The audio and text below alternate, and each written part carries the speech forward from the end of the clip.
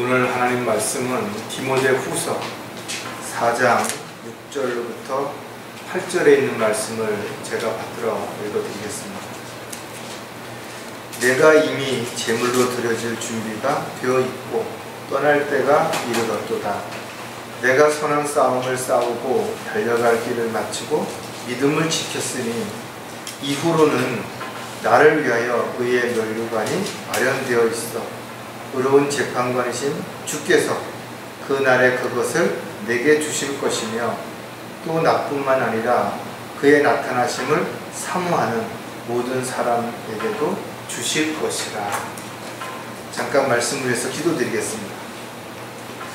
인간의 생사화복을 주관하시는 위대하신 하나님 아버지, 저희들이 매일 아침에 일어나서 저녁에 잠을 잘 때까지 어느 곳에 있든지 또 무엇을 하든지 눈과 같이 보호해 주시고 또 저희들의 형편과 처지를 다 아시는 주님께서 필요한 것들을 공급해 주신다는 사실을 한순간도 잊지 않는 가운데 늘 감사와 기쁨이 넘치는 그런 삶을 살아갈 수 있도록 인도해 주시옵소서.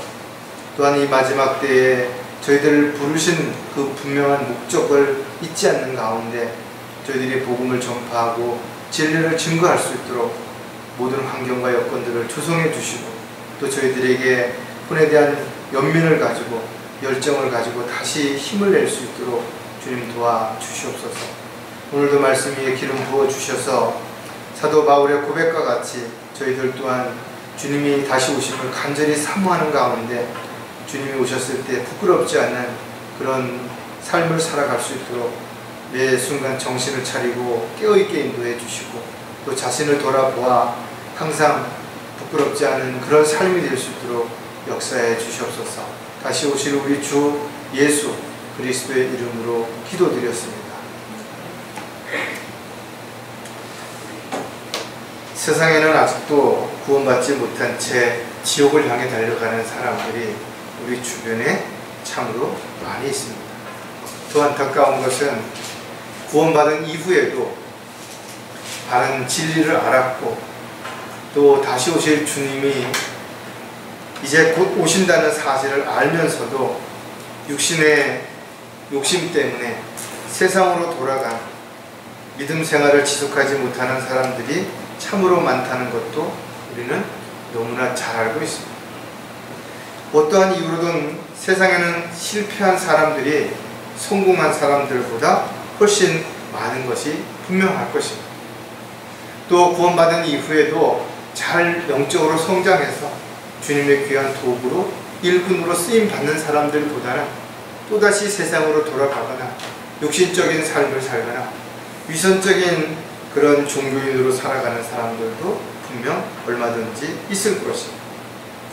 따라서 저와 여러분은 주님 오실 때까지 이 달려갈 길을 마치는 그 순간까지 끊임없이 마귀와의 영적 전쟁에서 반드시 승리해야만 우리가 주님 앞에 서게 됐을 때 잘했다고 칭찬을 받을 수 있게 될 것입니다.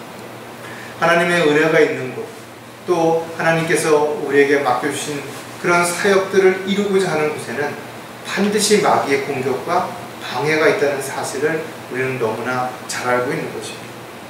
따라서 우리는 어떠한 경우에도 최선을 다해야 될 뿐만 아니라 우리가 영적으로 승리했다고 해서 자만하거나 교만에 빠져도 안 되겠지만 또 영적 전쟁에서 실패했다고 해서 낙담하거나 좌절하거나 포기해서도 분명 안 될 것입니다.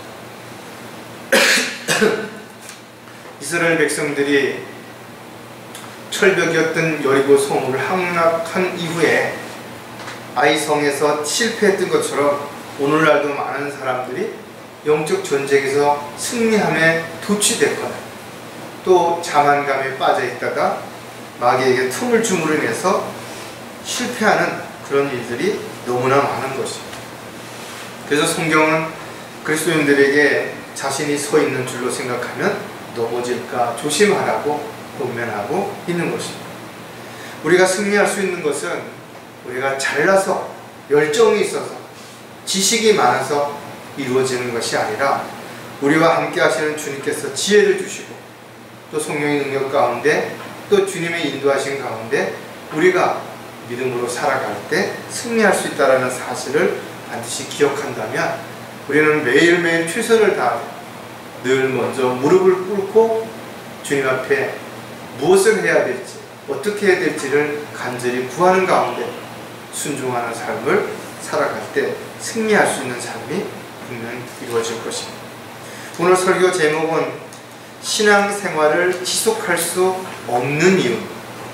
많은 사람들이 신앙생활을 지속하지 못하고 세상으로 돌아가거나 오히려 반대인 마귀의 종이 되어서 하나님을 대적하고 하나님의 자녀들을 공격하는 참으로 안타까운 그런 일들이 일어나고 있다는 것입니다.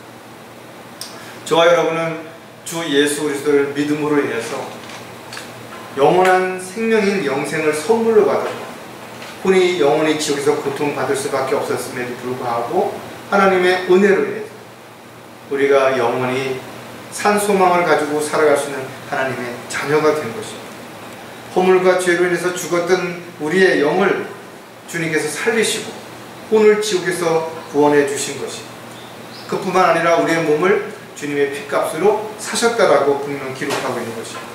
따라서 우리는 영적으로, 혼적으로, 또 육신적으로 온전히 주님이 기뻐하시고 원하시는 일들을 위해서 자신을 온전하게 헌신하는 그런 삶이 되어야 되는 것입니다. 어떻게 보면 저와 여러분은 이 세상에서 지금 덤으로 살고 있다는 것이죠. 그럼에도 불구하고 자신의 욕구를 채우기 위해서 수많은 사람들이 지금도 불평하고 남을 탓하고 원망하면서 그렇게 살아가는 것입니다. 구원받았다고 해서 마귀의 미혹에 빠지지 않는 것이 아니라는 것이죠. 그리스도인이 되었다고 해서 세상 유혹에 넘어가지 않는다라고 말할 수 없다라는 것이죠. 많은 사람들이 영적 전쟁에서 실패하는 이유가 다양하겠지만 크게 죄와 의심, 자만 이런 것들이 그 사람을 실족하게 만드는 가장 강력한 마귀의 대책이 될 수 있는 것입니다. 따라서 저와 여러분이 신앙생활에 있어서 실패하지 않기 위해서는 무엇보다도 가장 기본적인 것들을 가장 중요하게 여겨야 되는 것입니다. 이번에 뉴스를 보셔서 아는 것처럼 광주에 이런 건물이 붕괴된 가장 큰 원인은 기본적인 일들을 지키지 않은 것입니다. 하청을 주다 보니까 돈이 점점 모자라는 거죠. 그러다 보니까 정작 정확하게 지켜야 될 그런 계획에 따라서 할 수가 없게 되니까 빨리 쉽게 이렇게 서두르다 보니까 이런 사건들이 일어나는 것처럼 신앙생활에 있어서도 마찬가지다. 자신의 믿음의 또 분량에 따라서 또 영적인 지식에 따라서 또 하나님을 향한 열정이라든지 사랑에 따라서 각자의 역할에 맞는 일을 해야 되는데 흉내를 내기 위해서 사람들에게 인정받기 위해서 무모한 행위를 한다든지 또는 반대로 너무 안일하게 대처한다든지 그래서 많은 사람들이 마귀의 공격에 넘어가게 되는 것이죠. 저와 여러분은 살면서 힘들고 어려울 때도 있지만 때로는 낙담하고 좌절할 수 있을 만한 그런 상황에 부딪힐 때도 있다는 것이죠. 또 자신의 실수나 잘못으로 인해서 죄를 질 때도 분명히 있을 것입니다. 그때 우리는 처음 주님을 만났던 그 자리, 즉 십자가, 주님과의 첫사랑을 회복하는 일을 가장 먼저 해야 되는 것입니다. 또 자신이 했던 그런 잘못된 어떤 과정들이 하나의 전환 위복에 되는 기회가 될 수 있도록 우리는 더욱더 정신을 차리고 자신을 돌아보고 점검하는 계기가 반드시 되어야 될 것입니다. 아무리 작은 죄라도 우리는 그 죄를 졌다라는 것을 알았다면 즉시 자백하고 인정해야 될 뿐만 아니라 우리는 그 죄를 동일한 죄를 짓지 않도록 끊임없이 자신을 말씀의 물로 씻어내고 또 영적 성장을 통해서 성숙한 그리스도인들로서 주님 앞에 나아갈 수 있어야 될 것입니다. 마지막 시대에 주님께서 우리를 부르시고 또 우리에게 진리를 알게 하시고 복음을 전할 수 있는 특권을 주셨다는 것은 이 또한 책임과 의무도 뒤따른다는 사실을 반드시 기억해야 될 것입니다. 또 우리가 다른 사람들에 비해서 더 많은 지식을 가지고 있고 더 많은 기회를 얻었다면 이 또한 우리가 최선을 다해서 주님 앞에 부끄럽지 않은 삶을 살아가는 계기가 되어야 될 것입니다. 가장 중요한 것은 아무리 열정이 있다 하더라도 너무나 쉽게 또 빨리 이렇게 오버페이스하는 그런 일들로 인해서 중간에 믿음에 대해서 이탈하는, 포기하는 이런 일이 일어나지 않아야 될 것입니다. 또 너무나 아련하게 주저앉아서 눈치만 보다가 또 뒤따라가기가 너무 지쳐서 포기하는 이런 일들도 있지 않도록 힘들지만 어렵지만 우리는 매일 한 걸음씩 앞으로 나아가면서 달려갈 길을 마치는 그 순간까지 긴장하지 말고 최선을 다해 주님이 기뻐하시는 그런 주님을 만나는 그 날을 간절히 사모하는 그런 마음으로 살아가시는 저와 여러분이 되시기를 다시 한번 부탁을 드리겠습니다. 신앙생활을 지속할 수 없는 여러 가지 이유가 있지만 그 중에서 오늘 우리가 세 가지를 생각해 볼 텐데, 가장 먼저 주님만을 바라보지 않기 때문이라는 거죠. 주님을 바라본다라, 즉 목표를 정확히 한다라는 것입니다. 우리가 어디를 갈 때, 또 무엇을 할 때 그 목표가 분명히 있어야죠. 그러나 목표를 바라보지 않고 엉뚱한 것을 바라보게 된다면 그 목표에 대한 생각들이 흐지부지 될 수도 있고, 또 다른 잡생각이라든지 다른 어떤 불필요한 것들이 장애 요소가 될 수 있기 때문에 그런 것이죠. 따라서 그리스도인들은 누구를 바라보느냐, 또 무엇을 바라보느냐가 참으로 중요하다. 왜냐하면 동일한 환경, 동일한 입장에서도 무엇을 또는 누구를 바라보느냐에 따라서 그 결과는 전혀 다르게 나타날 수 있기 때문에 그런 거죠. 만약에 세상을 바라본다면 세상에 있는 것들을 사랑할 수밖에 없고 세상에 있는 것들의 마음을 빼앗길 수밖에 없다라는 거죠. 그래서 세상도 세상에 있는 것들도 사랑하지 말라고 하신 그 말씀을 우리는 절대로 잊어서는 안 될 것입니다. 사람을 바라본다면 반드시 언젠가는 후회하게 될 것입니다. 왜? 사람은 전적으로 신뢰할 수 있는 대상이 못 되기 때문에 언제 어떤 상황에서 공격을 할지, 반대가 될지 적이 될지 알 수 없기 때문에 그런 것입니다. 또 돈이나 권력이나 명예를 바라본다면 이 또한 언젠간 순식간에 사라지게 될 것이고, 이것으로 인해서 오히려 자신의 삶에 장애가 되거나 걸림이 될 수 있다는 것입니다. 우리가 눈에 보이는 것들이 정말 중요하지만 그러나 보이는 것이 다가 아니라는 사실을 먼저 기억을 해본다면 우리는 보이는 것보다 보이지 않는 것들, 즉 땅에 있는 것들보다는 위에 있는 것들에 마음을 두고 항상 산 소망을 가지고 그렇게 살아가야 될 것입니다. 견물생심이라는 구사성어처럼 사람이 무엇인가를 보게 되면 갖고 싶은 욕구가 생기는 것은 타락한 인간의 옛 성품에서 나타나는 결과이기 때문에 누구도 부인할 수 없다라는 거죠. 따라서 우리는 보지 말아야 할 것을 보려고 해서도 안 될 것이고, 또 무엇인가 잘못된 것을 보았다면 즉시 거기에 대해서 바른 것을 대처할 수 있도록 우리가 정신을 차려야 될 것입니다. 또 우리는 하나님의 말씀을 통해서 우리가 옳고 그른 것을 잘 분별하고 또 그것을 잣대로 해서 정확하게 증거할 수 있는 계기를 삼아야 될 것입니다. 싸우지 않고 우리가 마귀와의 어떤 영적 전쟁에서 승리할 수 있다면 얼마나 좋은 것입니다. 그러나 싸울 수밖에 없다면, 또 마귀가 이미 싸움을 걸어왔다면 반드시 우리는 그 전쟁에서 이겨야 되기 때문에 우리는 온몸을 하나님의 말씀으로 갑옷처럼 무장을 하고 마귀와의 공격에서 성령의 능력 가운데서 승리하는 저와 여러분이 되어야 됩니다. 그러기 위해서 가장 먼저 해야 되는 일이 오직 어느 곳에 있든지 주님만을 바라보아야 됩니다. 그러나 주님만을 바라보지 않는 사람들, 즉 신앙생활을 지속할 수 없는 여러 가지 이유를 대면서 곁길로 가는 사람들의 특징을 몇 가지 살펴보면 그들이 육신의 필요를 위해 계획을 세운다는 것이, 물론 우리는 육신을 가지고 살고 있기 때문에 육신에 필요한 것들을 공급받기 위해서 때로는 직장이라든지 사업을 해야 될 수 있는 것 분명하죠. 더 시급하고 더 중요한 것들이 사람마다 다르겠지만 분명 그리스도인들도 살아가는데 필요한 것들이 너무나 많은 것이다.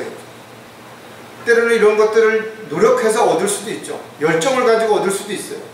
그러나 모든 것들이 노력하고 열정을 가지고 있다고 해서 다 이루어지는 것은 분명 아니라는 것입니다. 어떤 것들은 예상치 못한 또 상상도 못했던 일들로 인해서 전혀 자신의 생각과 또 자신의 의도와는 다르게 결론이 날 수도 있기 때문에 그렇다라는 거죠. 따라서 주님으로부터 우리는 받지 않은 것은 아무것도 없는 것입니다.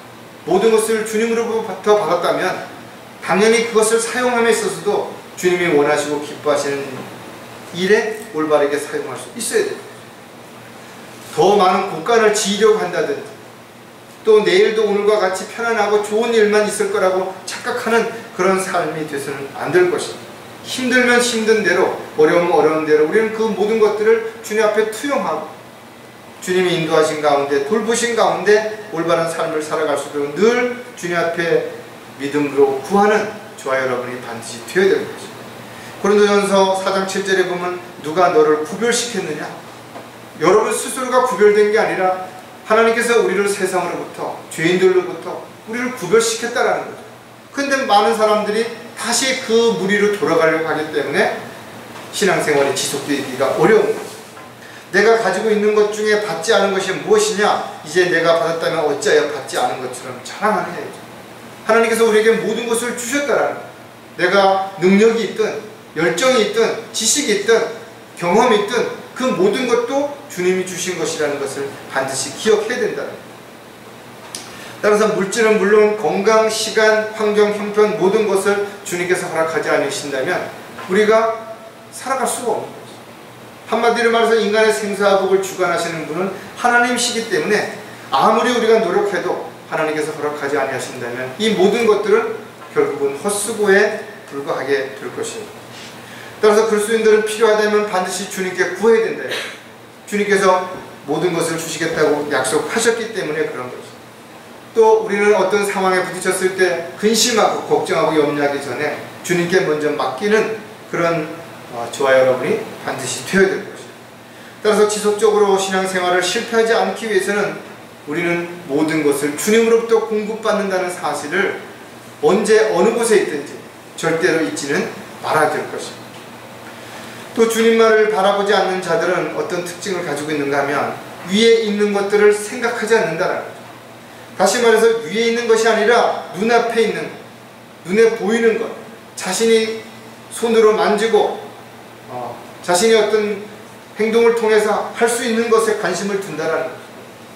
성경은 우리는 주님의 종료, 또 청직이라고 그랬습니다. 청직에게 요구되는 것은 바로 신실함이라고 했죠.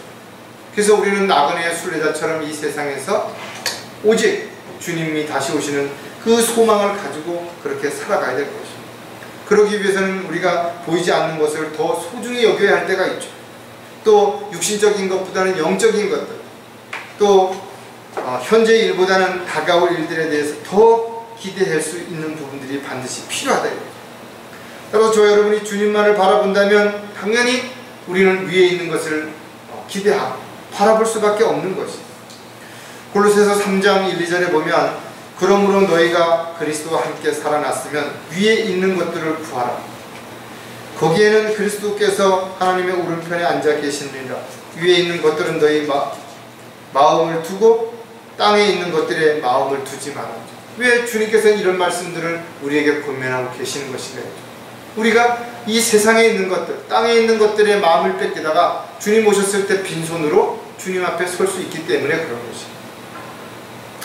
따라서 사도 바울은 땅에 있는 지체를 죽이라고 우리에게 권면했다죠. 땅에 있는 지체들을 통해서 어떤 것들이 일어나는가 하면 음행, 부정, 사욕, 악한 세욕, 탐식, 우상 숭배, 분노, 성냄, 악의, 하나님을 모독하는 것, 이런 많은 것들이 우리의 옛 성품을 따라서 기회만 주어지면 드러나기 때문에 그렇다는 겁니다. 따라서 저와 여러분이 정말 그리스도와 함께 살아났으면 내가 예수님을 믿고 새로운 성품으로 새로운 소망을 가지고 위의 것을 바라보는 그런 삶을 살아갈 수밖에 없는 저와 여러분이 되었다면 이제는 위에 있는 것을 바라보라는 거죠. 그리고 어떤 경우에도 흔들리지 말고 그 위에 있는 것을 바라보라는 것입니다. 위에 있는 것을 바라보는 사람이라면 하나님의 택함을 받은 거룩하고 사랑받는 자들로서 자비로운 마음과 친절과 겸손과 온유와 오래 참음으로 옷 입으라고. 행위를 어떻게 해야 되느냐, 이런 부분들을 우리에게 가르쳐 주는 것입니다. 또 하나님의 화평이 마음을 다스리게 하라는 것입니다. 저 여러분이 많은 걸 가지고 있으면서도 불안해하는 사람, 자신이 좋은 여건에 있으면서도 늘 잃어버릴까봐 불안해하는, 두려워하는 사람들, 왜 그런 것인가요? 화평이 없기 때문에 그런 것입니다. 또 모든 일에 감사하는 자가 먼저 되라는 것입니다. 감사함이 없어질 때 불평할 수밖에 없고, 불평할 수밖에 없는 상황이 되면 눈에 보이는 것에 마음을 빼앗기거나 집착할 수밖에 없기 때문에 그렇습니다. 따라서 지속적인 신앙생활이 실패하지 않기 위해서는 우리는 땅에 있는 것들에 마음을 두거나 또 세상을 사랑하는 어리석은 자가 아니라 반드시 위에 있는 것을 바라보고 다시 오실 주님을 소망 가운데 기다리는 저와 여러분이 되어야 될 것입니다.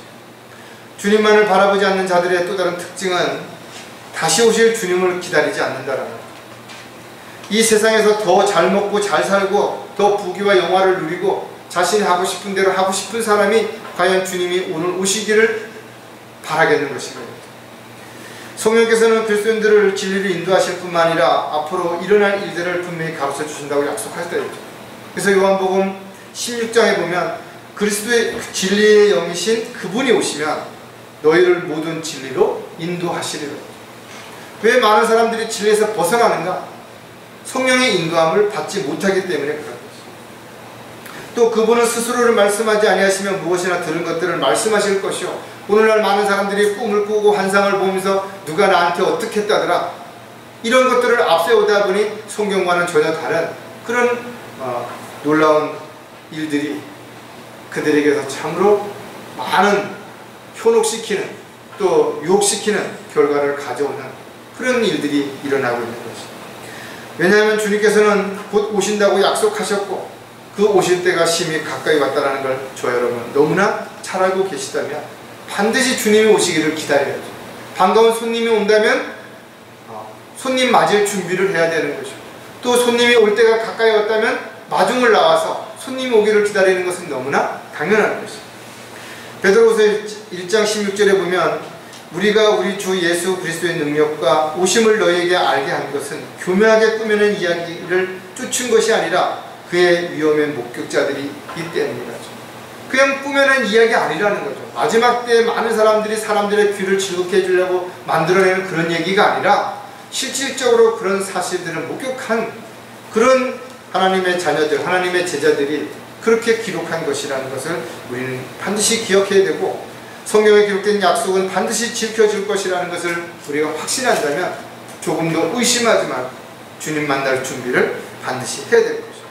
이방인들처럼 허망한 마음으로 세상에 뭔가를 쫓아가는 어리석은 자들이 되어서는 안 될 것입니다. 썩어질 것들을 위해서 일을 하는 그런 종교인이 되어서도 안 될 것입니다. 베드로는 나그네 시절을 두려움 가운데 지내라는 것이죠. 흠없고 점없이 평강 가운데서 주님 오셨을 때 발견되도록 힘쓰라는 것입니다.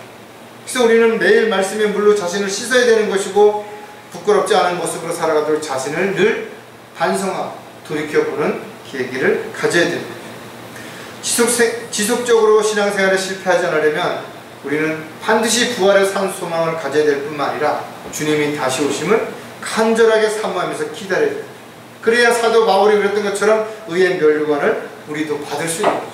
누구나 받을 수 있는 것이 아니라 주님이 다시 오심을 간절히 사모하는 사람들에게만 주어지는 특권이라는 사실을 기억한다면 저와 여러분은 주님만을 바라보면서 언제 어디서 무엇을 하든지 주님만을 바라보며 주님이 원하시고 기뻐하시는 삶을 살아간다면 절대로 신앙생활을 지속하는 데 있어서 낙오하거나 실족하는 일이 일어나지 않을 것입니다.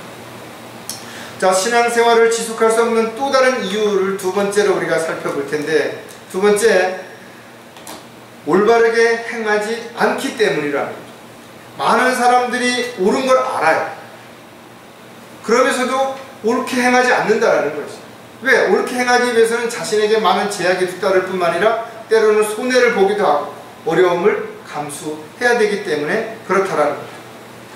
구약성경을 보면 이스라엘 백성들은 왕이 없을 때 자신의 옳은대로 행했다라는 거죠. 지금도 많은 사람들이 자신이 옳다라고 착각하는 것입니다. 그래서 자기 주장을 앞세우고 어리석은 사람들을 회유시켜서 엉터리 구덩으로 끌고 가는 거죠. 저와 여러분은 주를 주님이라고, 또 우리가 주님을 주라고 그렇게 고백하는 이유는 한 가지입니다. 우리 스스로가 종이라는 것을 인정하는 것입니다. 내가 종이기 때문에 주인이시고 주님이라고 그렇게 부르는 것입니다. 그렇다면 종은 자신의 권리를 주장할 수 없다는 사실을 인정해야 되는 것입니다.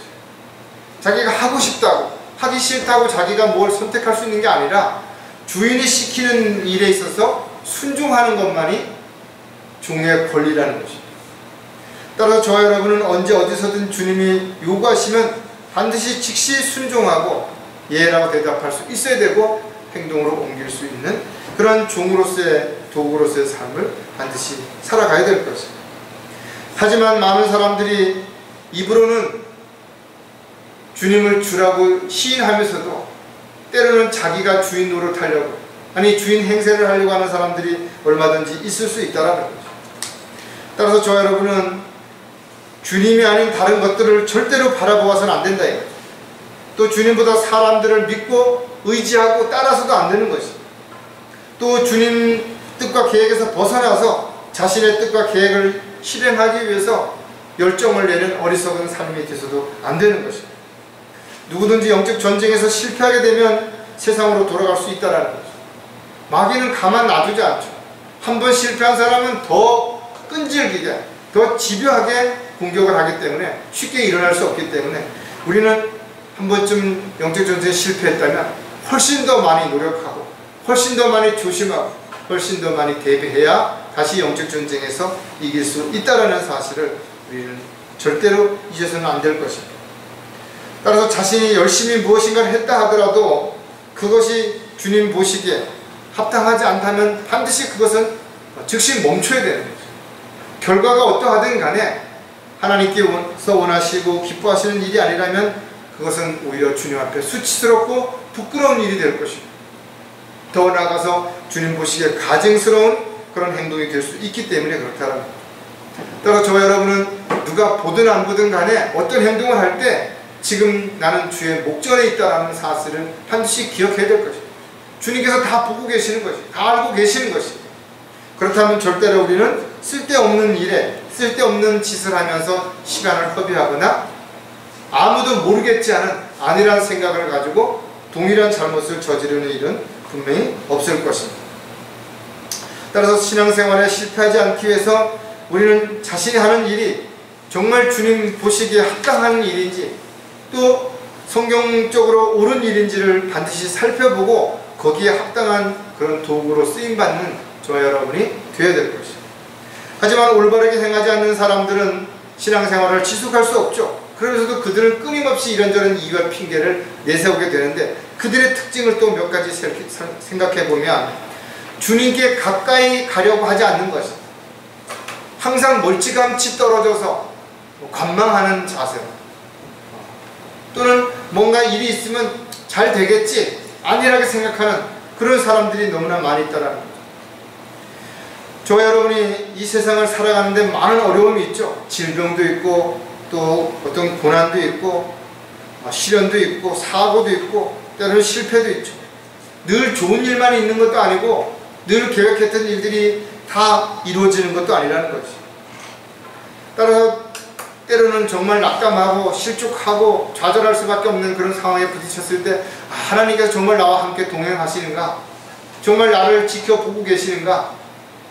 근데 왜 침묵하시는가? 혹시 나와 함께 하지 않으시는 건 아닌가 하고 의심하거나 불안해할 수 있는 마음이 들 수도 있을 것이다. 그러나 성경은 분명 내가 세상 끝까지 너희와 항상 있으리라 하고 약속했다 이거죠. 성령께서는 우리 안에 계시고 지금도 우리와 함께 계시는 것이. 그렇다면 야고보의 권면을 우리는 반드시 기억해야 됩니다. 야고보는 야고보서 4장 8절에서 하나님께 가까이 다가가라. 그리하면 그분께서도 너에게 가까이 다가가시리라. 너희 죄인들아 손을 깨끗이 하라. 너희 두 마음을 품은 자들아 마음을 정결케 하라. 우리가 주님 앞에 나가기 위해서는 어떻게 돼? 손을 깨끗이 하고 마음을 정결케 해야 되는 거죠.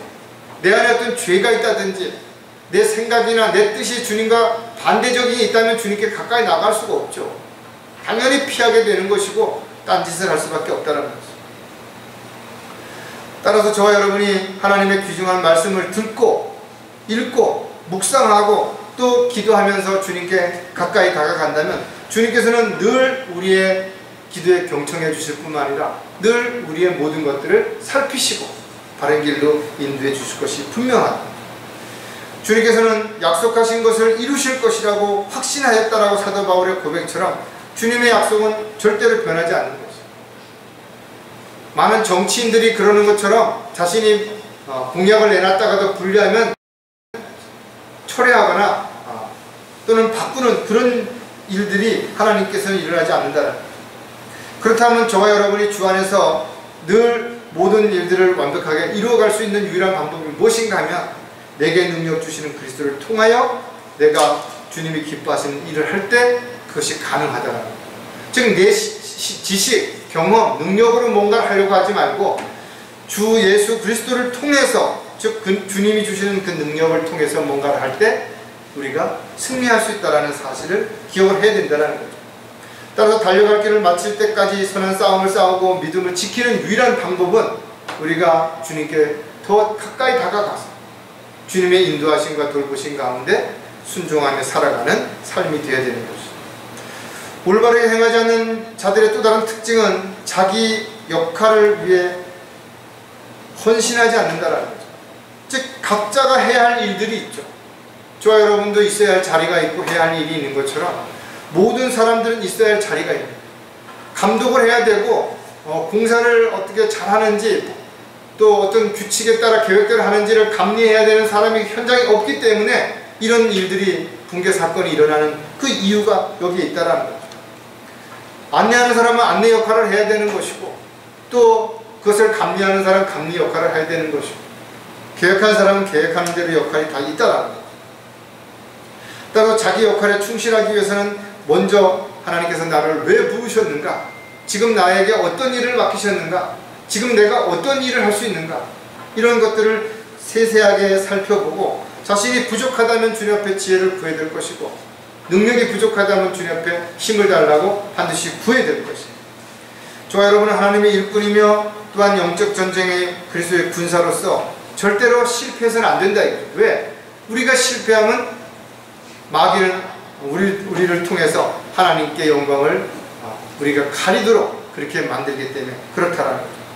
따라서 저와 여러분은 종이요 일꾼이라면 주님 맡겨주신 일들을 잘 감당해야 되고 그러기 위해서는 자신의 역할이 무엇인지를 정확하게 알고 또 그 역할을 감당하기 위해서 필요한 것들이 무엇인지를 우리는 늘 주님으로부터 공급을 받아야 되는 것입니다. 지속적으로 신앙생활을 실패하지 않기 위해서는 우리는 주의 부르심에 합당하게 자신을 온전히 주님께 헌신해야 될 뿐만 아니라 주님 오실 때까지 늘 주님만을 바라보고 자신에게 맡겨진 직분에 최선을 다하고 열심을 다할 수 있는 그런 저와 여러분이 되어야 될 것입니다. 올바르게 행하지 않는 자들은 또 다른 특징이 있는데 어떤 상황에서도 기뻐하지 않는다는 거죠. 성경은 주 안에서 기뻐하고 즐거워하며 담대하게 말하고 수고하고 자랑하라고 이렇게 가르쳤습니다. 또한 주 안에서 받은 직분을 주의하고 수행하라는 것이죠. 그러기 위해서는 우리는 무엇보다도 주 안에서 확신을 가져야 되는 것이죠. 그러나 이 세상은 그리스도인들이 살기에 적합하지 못하다 이거죠. 끊임없는 유혹들이 우리를 세상으로 끌고 가려고 하는 거죠. 세상적인 것들에 마음을 빼앗기게 만든다는 거죠. 육신적인 어려움뿐만 아니라 영적인 어려움이 끊임없이 일어나기 때문에 우리가 육신적인 삶을 살아갈 때 우리는 그 어떤 것도 만족할 수 없기 때문에 늘 많은 걸 가져도 불평하고 좋은 조건이 돼 있음에도 불구하고 불평하는 그런 어처구니 없는 일들이 지속된다는 거예요. 저 여러분은 어떤 어려움이나 환경에 처한다 하더라도 정말 기뻐할 수 있는 것인가요? 성경은 기뻐하라 그래요. 모든 일에 기뻐하라 이거죠. 빌립보서 4장 4절에 주 안에서 항상 기뻐하라. 내가 다시 말하노니 기뻐하라. 왜 이렇게 강조하는 거죠? 왜 강조하는 것인가 이거죠. 우리는 기뻐하다가도 또 어떤 힘든 일, 슬픈 일, 어려운 일이 생기면 즉시 그 기쁨이 사라질 수도 있다는 거죠. 따라 저와 여러분은 항상 기뻐하기 위해서는 항상 주 안에 있어야 될 뿐만 아니라 주님이 주시는 지혜와 능력으로 반드시 그렇게 살 수 있을 때 가능하다는 거죠. 사실 이 빌립보서를 쓰신 사도 바울은 감옥에 있을 때 이 글을 쓴 것이 좋은 위치, 좋은 환경과 여건에 있을 때 그렇게 한 것이 아니라 자신이 감옥에서 있을 때 그렇게 했다라는 거죠. 오늘 본문에서도 자신이 죽을 때가 얼마 남지 않았다는 걸 인지하고 마지막으로 얼마나 안타까운 마음으로 디모데에게 이 편지를 썼는지를 우리가 한 번쯤 생각해 본다면 어떤 상황에서도 우리가 기뻐할 수 있는 것은 세상 육신적인 어떤 만족이 있기 때문이 아니라 하나님의 은혜와 사랑이 충만했을 때 그것이 가능할 수 있다라는, 항상 기뻐할 수 있는 사람들의 삶을 통해서 아름다운 간증들, 또 그리스도의 향기가 나타날 수 있다는 생각을 우리가 가지고 있다면, 지속적인 신앙생활을 실패하지 않기 위해서 어떤 상황에서, 어떤 환경이나 여건에서도 우리가 먼저 주 안에서 기뻐하고 그 기쁨으로 이 모든 것들을 극복하고 이겨나갈 때 우리는 반드시 승리하는 삶이 될 수 있을 것입니다. 자, 마지막으로 신앙생활을 지속할 수 없는 이유를 살펴볼 텐데, 주님을 믿고 따르지 않기 때문이라는 거죠. 많은 사람들이 주님을 안다라고 말한다 했죠. 그러나 정작 주님을 믿지 않는 것이죠.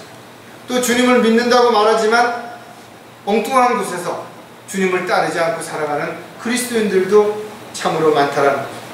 우리가 주님을 따른다라는 말은 단순히 주님을 난 좋아한다, 주님을 지지한다, 주님이 하시는 말을 나도 동일하게 생각한다, 이런 의미가 아니라 언제 어디서든 주님이 가는 곳에 나도 함께 가겠다라는 거예요. 그 상황이 힘들고 어려워도 나는 포기하지 않고 주님을 따라가겠다라는 어떤 각오, 이런 마음이 그 사람에게 분명히 있어야 된다는 거예요. 따라서 주님을 따르는 사람은 자신을 부인해야 되는 것이고 십자가를 져야 되는 것이고, 또 자신의 죄를 자백하고 늘 말씀으로 씻어서 주님 보시기에 합당한 그런 삶이 되어야 되는 것입니다. 뿐만 아니라 하나님의 말씀을 믿음에 굳건히 세워서 어떠한 상황에서도 그 말씀을 붙잡고 흔들리지 않을 수 있는 그런 확신이 반드시 있어야 되는 것입니다. 따라서 저와 여러분은 주님을 믿고 따른다는 것은 먼저 경거망동하게 주님 앞서서 열정을 가지고 달려가서도 안 되겠지만, 그러나 또 주님과 너무 멀리 떨어져서 눈치만 보는 그런 어리석은 자도 되어서는 안 된다. 주님과 동행하는 그런 삶을 통해서 주님이 가는 곳에서 주님이 맡겨주신 일들을 그때그때 실행에 옮길 수 있는 주님의 종이요 일꾼이요 도구로서의 삶을 살아가야 되는 것입니다. 우리 찬송가 486장에 있는 것처럼 옳은 길, 의의 길을 정말 우리는 따르고 있는 것인가요? 그렇게 그 길을 가기 위해서 자신을 정말 부인하고 더 이상 자신을 사랑하지 않는 그런 삶을 살고 있는 것인가요? 시편 기자는 복 있는 사람은 악인들의 간계를 따르지 아니하며 죄인들의 길에 서지 아니하며 조롱하는 자들의 자리에 앉지 아니한다라고 우리에게 가르쳐주고 있죠. 그렇다면 저와 여러분은 과연 그런 것인가요? 왜냐하면 이 세상에는 악한 관계를 가진 사람들이 너무나 많은 것이죠. 그 다음에 죄인들의 길로 끌고 가는 사람들이 있다. 사람들을 비난하고 조롱하는 그런 사람들이 너무나 많은 것이죠. 따라서 주님을 믿고 따르지 않는다면 그가 신앙생활을 지속할 수 없게 된다는 것을 우리는 너무나 잘 알고 있기 때문에, 저와 여러분이 주님을 믿고 정말 따른다면 어떠한 경우에도 주님의 뜻과 계획에서 벗어난 그런 행동이나 말, 생활이 되어서는 안 될 것입니다. 자, 주님을 믿고 따르지 않는 자들은 또 여러 가지 특징들을 가지고 있는데, 자신의 뜻과 계획대로 하고자 한다 이거죠. 이것이 가장 두드러진 것이, 주님을 믿고 따르는지 아니면 그렇지 않은지를 우리가 어떻게 구분할 수 있는가? 자신의 뜻대로, 자신의 어떤 계획대로 살려고 하는 것인지, 아니면 정말 하나님의 뜻대로 자신의 뜻과 계획을 포기하는지를 살펴보면 알 수 있다는 거죠. 성경에도 보면 젊은 부자는 자신의 부자를 위해서 예수님에 대해서 알았음에도 불구하고 주님을 따르지 않고 돌아갔다고 했어요.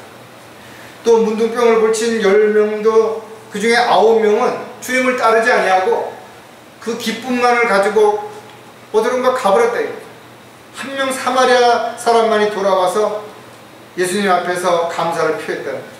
지제들도 예수님이 십자가에 못 박혀 있을 때 주님을 버리고 도망갔다 이거죠.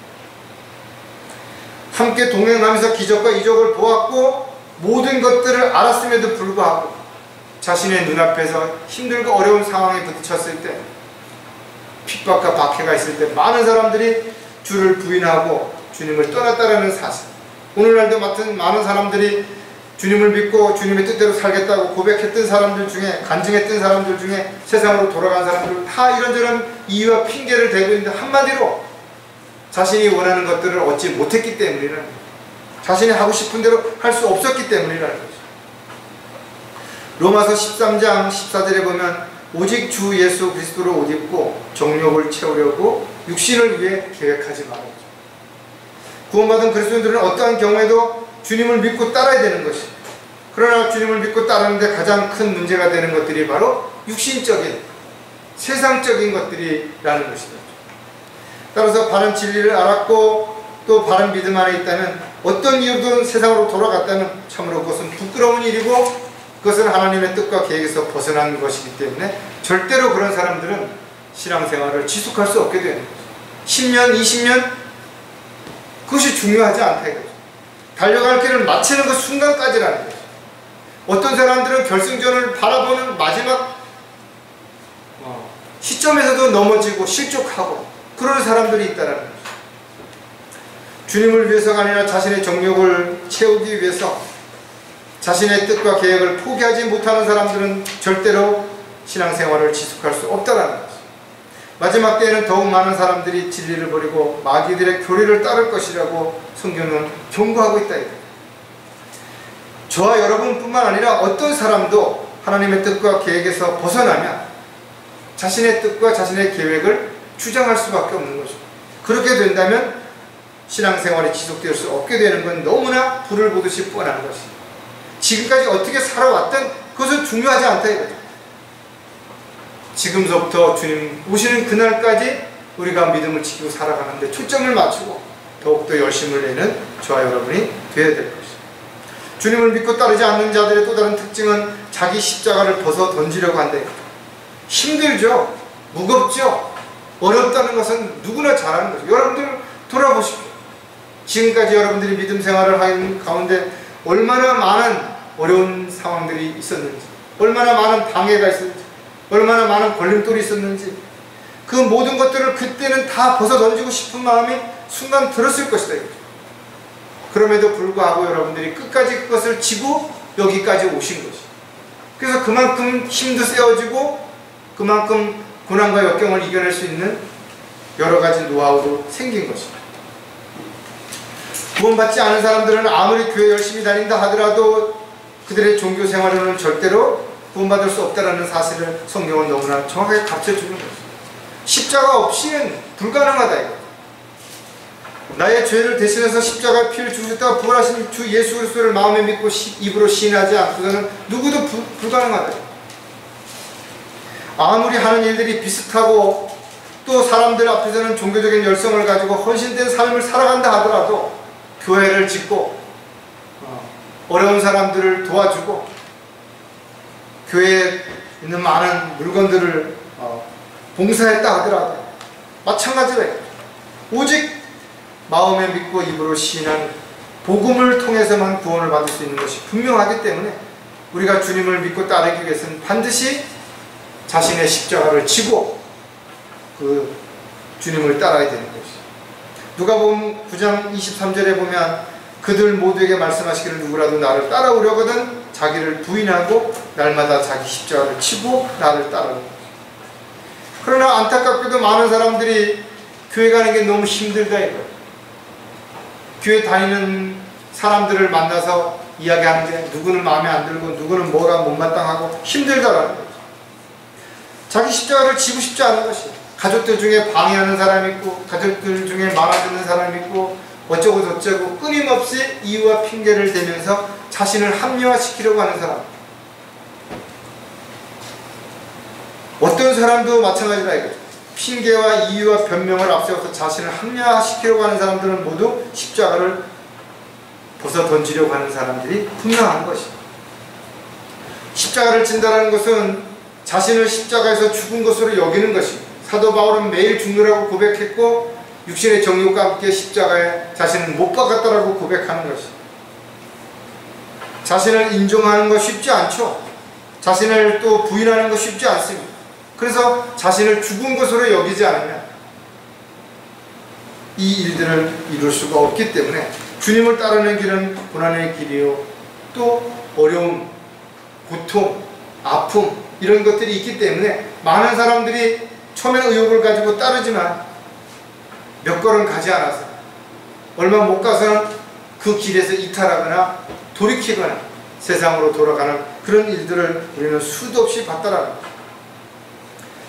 따라서 저와 여러분은 십자가를 지고 주님을 따르는 길을 주님 오실 때까지 지속해야 되는 가장 큰 이유는 우리가 주님 앞에 서는 날 우리가 어떻게 살았는지에 대한 그 모든 것들이 보상해 주시는 결과로 나타날 수 있기 때문에 그런 것이죠. 또 우리는 이와 같은 사실을 알기 때문에 참고 견딜 수 있다는 것이죠. 앞으로 가는 길이 얼마나 더 남았는지 또 어떤 어려움이 있을지 아직은 우리 잘 모르지만 그러나 분명한 것은 지금까지도 우리가 잘 견디고 이겨냈던 것처럼 주님께서는 우리에게 끊임없는 필요한 지식과 능력과 힘과 모든 환경과 여건들을 조성해 주실 것이 분명하기 때문에 절대로 우리가 낙담하거나 좌절하지 않는 한 우리는 달려갈 길을 끝마치는 순간까지 한 사람도 나가지 않을 수 있음을 반드시 기억해야 될 것이에요. 주님을 믿고 따르지 않는 사람들의 또 다른 특징은 고난과 시련과 역경을 피하려고 한다는 거죠.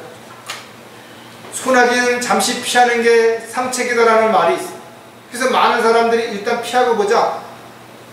남이 어떻게 되든 함께 걸어왔던 동료가 어떤 어려움을 겪든 나만 좀 편하고 보자.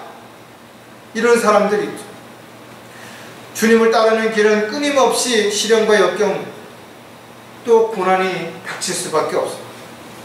따라서 이와 같은 상황에 부딪혔다고 해서 우리는 도피하라고 성경에 기록지 아니하고 오히려 고난을 견뎌내라고 기록하고 있는 것을 우리는 기억해야 된다. 주님께서 허락하지 아니하시면 이런 것이 우리에게 주어지지 않는 것이죠. 따라서 내가 잘못한 것이 없는데도 불구하고 어떤 고난이 나에게 주어졌다면 오히려 감사하고 기뻐하고 복받은 것으로 여겨야 된다는 거죠. 우리는 이런 시련과 역경을 통해서 우리가 더 견고해지고 성숙해지고 더 성장할 수 있는 계기가 반드시 될 뿐만 아니라 이런 과정을 통해서 주님께 영광을 돌려드릴 뿐만 아니라 상과 유업을 쌓는 계기가 될 수 있기 때문에 그런 거죠. 베드로전서 1장 7절에 보면 너희 믿음의 시련이 불로서 단련될지라도 없어져 버리는 금보다 훨씬 더 귀하게 되어 예수 그리스도께서 나타나실 때 칭찬과 존귀와 영광을 받게 하려고. 저와 여러분이 받게 되는 이런 다양한 고난과 시련과 역경 없어지지 않는 것이 훨씬 더 좋은 것들로 우리가 보상받게 된다는 것을 우리가 알 수 있죠. 따라서 정금과 같은 믿음을 가지려면 시련과 역경을 반드시 통과해야 되는 것이죠. 이런 과정을 겪지 않고서는 정금이 나올 수 없다라는 거예요. 찌꺼기가 제거되지 않고서는 정금이 될 수 없다라는 거죠. 베드로는 너희를 연단시키는 불같은 시련에 관하여 너희에게 어떤 이상한 일이 일어나는 것처럼 이상하게 여기지 말고 도리어 너희가 그리스도의 고난에 참여하는 자들이 되는 것이 즐거워하라. 우리에게 이렇게 권면하죠. 이겨낼 수만 있다면 고난과 시련과 역경은 우리에게 더 큰 상과 유업을 주실 수 있는 특권이라는 것입니다. 따라서 주님의 영광이 나타나실 때 우리가 고난과 시련과 역경을 더 많이 견뎌내고 이겨냈다면 우리는 더 많은 상과 유업을 받을 뿐만 아니라 더 기뻐하고 즐거워할 수 있을 것입니다. 신앙생활을 실패하지 않기 위해서 저 여러분이 주님을 믿고 따르는데 가장 중요한 것은 어떤 시련과 고난과 역경이 닥친다 하더라도 피하지 말고 오히려 이겨내라 이거죠. 견뎌내라 이거죠. 주님께서는 반드시 우리에게 거기에 합당한 힘과 지혜와 능력을 주실 것을 약속하고 계시는 거죠. 신앙생활을 지속하는 데 있어서 지금까지 많은 어려움이 있었던 건 분명히 우리가 보았고 들었고 함께 경험했다는 것은 우리가 다 잘 알고 있죠. 그러나 많은 사람들이 신앙생활에 실패하고 나가서는 이런저런 이유와 핑계와 변명을 앞세우는데 그들이 내세우는 크게 세 가지가 있어요. 주님을 바라보지 않은 것이, 올바르게 행하지 않은 것이, 주님을 믿고 따르지 않은 것이, 자기가 원하는, 자기가 하고 싶은, 자기가 하고자 하는 그런 일들을 위해서 주님이 원하시고 기뻐하시는 주님의 뜻 가운데 살아가는 것이 오히려 거추장스럽고 힘들었기 때문에 이것을 박차고 세상으로 돌아간 거죠. 그래서 신앙생활이 지속되지 못한 거죠. 저 여러분은 오늘 이 말씀들을 잘 마음에 잘 기억하고 언제 어느 곳에 있든지 주님만을 바라볼 뿐만 아니라 힘들지만 어렵지만 옳게 행할 뿐만 아니라 항상 매일매일 주님을 믿고 따라가는 그런 저와 여러분이 되시기를 주의 이름으로 부탁을 드리겠습니다. 기도하겠습니다. 하나님 아버지, 오늘도 저희들에게 가장 기본적이지만 또 마땅히 알고 지키고 행해야 할 내용들을 다시 한번 일깨워 주셔서 참으로 감사를 드립니다. 안타깝게도 함께 믿음 생활을 하고 또 주님의 일꾼으로 사역에 동참했던 사람들 중에 세상으로 돌아가고 또 세상이 아니라 마귀의 편에 서서 하나님을 대적하고 하나님의 일을 방해하는 사람들도 있습니다. 그들 모두가 자신을 합리화시키기 위해서 이런저런 이유와 핑계와 변명을 앞세우지만 가장 중요한 것은 그들이 주님을 바라보지 아니하고 옳게 행하지 아니하였을 뿐만 아니라 주님을 믿고 따르지 아니하고 자신이 원하는 길을 갔기 때문이라는 사실들을 다시 한번 저희들에게 일깨워 주셔서 저희들이 끝까지 달려갈 길을 마치는 순간까지 최선을 다하고 열심을 다할 수 있도록 주님 도와주시옵소서. 다시 오실 우리 주 예수 그리스도의 이름으로 기도드렸습니다.